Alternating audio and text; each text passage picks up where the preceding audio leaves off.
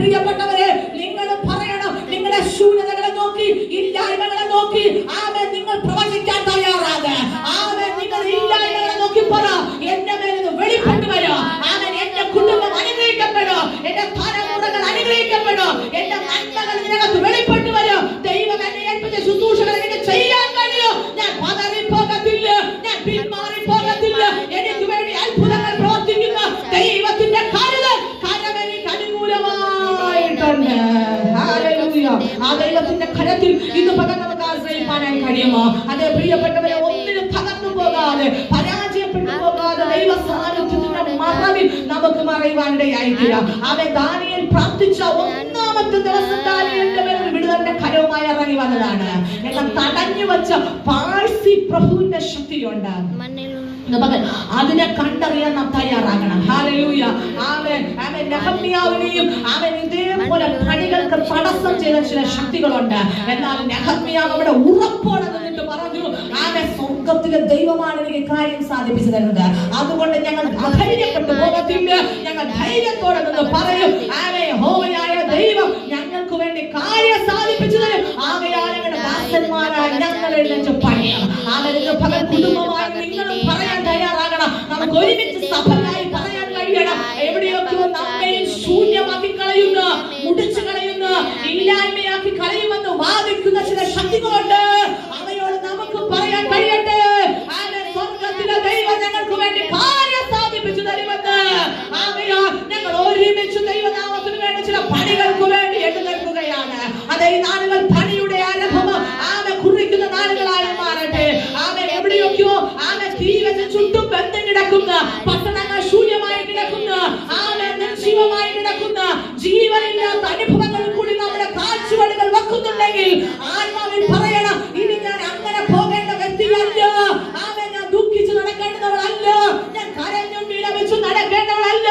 ദൈവം നൽകി തരുന്ന സന്തോഷത്തെ ഞങ്ങൾക്ക് പ്രാപിക്കേണ്ട ദിനമാണിത്.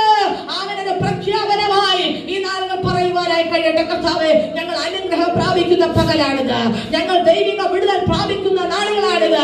ആമേ, ധൈര്യത്തോടുള്ള വാക്കുകൾ ദൈവാത്മാവിൽ പറഞ്ഞു പറയാൻ ആമേ ദൈവം നിങ്ങളെ സഹായിക്കട്ടെ. ഹല്ലേലൂയ. ദൈവമക്കളായ ഞങ്ങൾ നമുക്ക് പലപ്പോഴും ആത്മാവിന്റെ ഉറപ്പോടെ വാക്കുകൾ പറയാൻ കഴിയുന്നില്ല. ആമേ, പ്രിയപ്പെട്ടവരെ, ഈ ദിവസങ്ങളിൽ ആത്മാവിന്റെ ഉറപ്പോടെ പറയാൻ കഴിയണം. എന്നെ കൊണ്ട് കഴിയും, എന്നാൽ സാധ്യമാകും ചിലത്. ആമേ, ഞാനൊരു ഓഫീസിൽ ചെല്ലുമ്പോ എനിക്ക് വേണ്ടിയിട്ടുള്ള ചെയർ കർത്താവ് മാറ്റിയിട്ടുണ്ട്. ആമേ, എന്റെ ജോലിക്ക് വേണ്ടിയിട്ടുള്ളത്, ആമേ, എന്റെ കരങ്ങളിൽ വരേണ്ടുന്ന അപ്പോയിന്റ്മെന്റ് ലെറ്റർ, ആമേ, എന്റെ ജോലിക്ക് വേണ്ടിയിട്ടുള്ള കാര്യങ്ങളെല്ലാം ദൈവം എനിക്ക് വേണ്ടി മാറ്റി വെച്ചിട്ടുണ്ട്.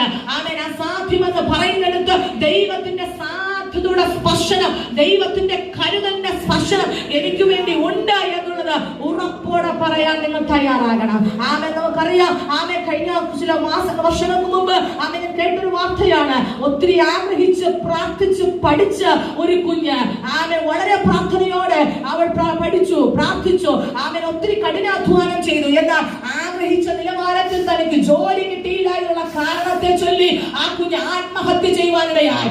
ലക്ഷങ്ങൾ മുടക്കി പഠിച്ചതാണ്, ലക്ഷങ്ങൾ ആമേ മുടക്കി അവളുടെ സമയത്തെ മൊത്തം കളഞ്ഞ് അവൾ പഠിച്ചതാണ്, അവളുടെ സമയം നന്നായി സ്പെൻഡ് ചെയ്തതാണ്. പക്ഷേ ഒരു ചെറിയ നിമിഷം കൊണ്ട് തന്റെ ഉള്ളിൽ നിരാശ കയറി. പ്രിയപ്പെട്ടവരെ, നമ്മുടെ ഉള്ളിൽ നിരാശ കയറി നമ്മെ തളർത്തി കളയുവാൻ ശത്രുവിന് അനുവാദം കൊടുക്കരുത്.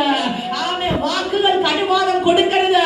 എവിടെയെങ്കിലും നമ്മുടെ ഹൃദയത്തെ തളർത്തിക്കളയാ, നമ്മെ നിരാശപ്പെടുത്തിക്കളയാ, ഏതെങ്കിലും ഒരു അവസരം ഉണ്ടായ അതിനെ മറുത്തുകൊണ്ട്, അതിനെ തകർത്തെറിഞ്ഞുകൊണ്ട് ദൈവത്തിൽ ആശ്രയിച്ചിട്ട് പറയണം, ആമേ, ഇന്നല്ലെങ്കിൽ നാളെ എനിക്ക് വേണ്ടി അത്ഭുതം പ്രവർത്തിക്കുന്ന ഒരു കർത്താവ് എന്റെ കൂടെയുണ്ട്. ആമേ, അത് ഇപ്പോൾ സംഭവിക്കുമെന്ന് ഉറപ്പിച്ച് പറയാ തലമുറകൾക്ക് കഴിയട്ടെ, പ്രിയപ്പെട്ടവർക്ക് കഴിയട്ടെ. പലപ്പോഴും ആമേ നമ്മുടെ ജീവിതത്തിനകത്ത് വരുന്ന പരാജയങ്ങൾ